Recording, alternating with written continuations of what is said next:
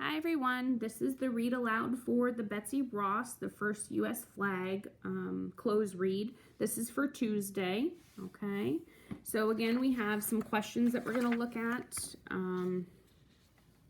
today. Let's see here. How did the flag that Betsy allegedly sewed differ from the design that George Washington presented to her? You're going to quote evidence from the text. You're going to go back and figure out how the design was different. Okay, how did it look? Number 2, notice I've circled it here. What is the main idea of this text? Include 2 details that do not directly support this main idea and explain why they are not important. Okay. Number 3, why is Betsy an appropriate symbol for female revolutionary patriotism? Cite evidence from the text in your response. So why was she an important symbol? Number 4, it says to read Abigail Adams, A Quiet Leader. Use the information from both texts to support or to describe how women supported the Revolutionary War cause. You might have read that a while ago. If you have it with you, great.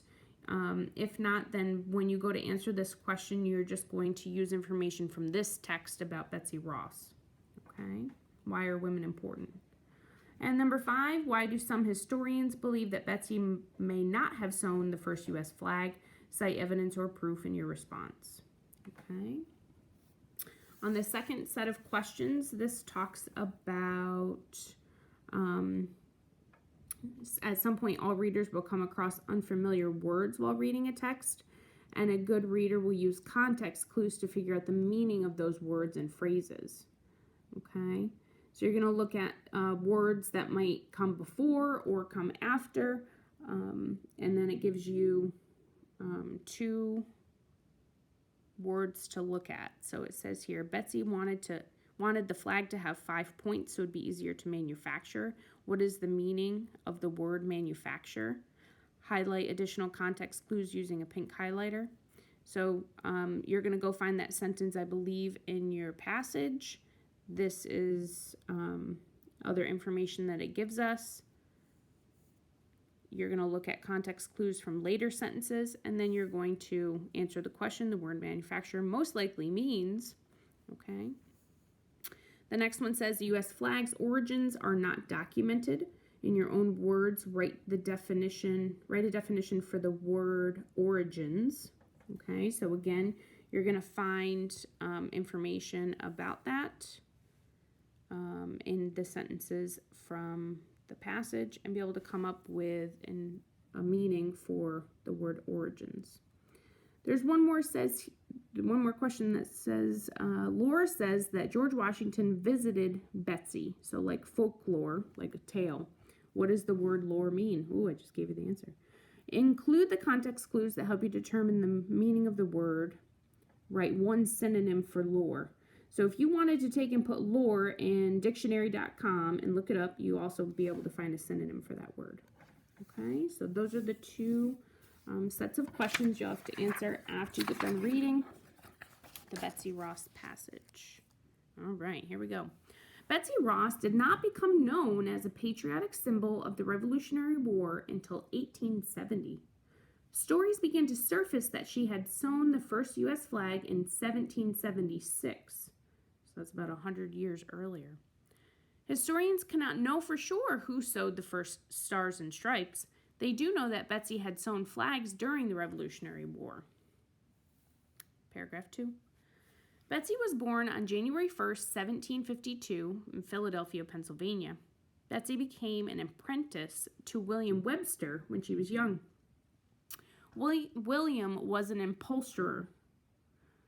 Betsy learned how to sew many items. Betsy and her first husband, John Ross, started their own upholstery shop around 1774. So upholstery could be how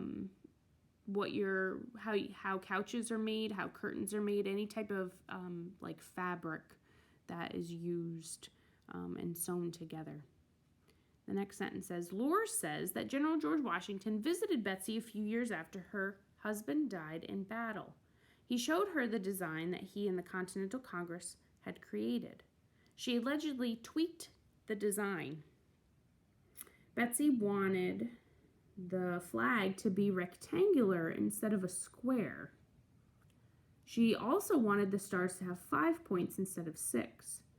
She wanted to be able to fold the cloth and cut out the stars with a single snip. This would make the flags easier to manufacture. Legend says that Betsy sewed the Revolutionary War's most well-known flag.